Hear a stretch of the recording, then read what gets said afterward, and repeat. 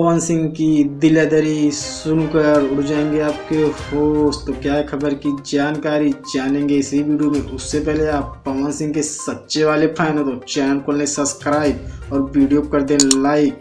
Channel subscribe करने के लिए कोई भी मेहनत नहीं लगती, बस रेड कलर की बटन को दबाना है।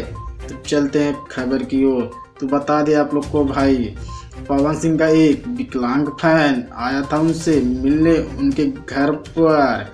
तो घर के सामने वो बैठा था तो उनका गार्ड जाकर बोला, भैया आपसे कोई आपका फैन मिलने आया है।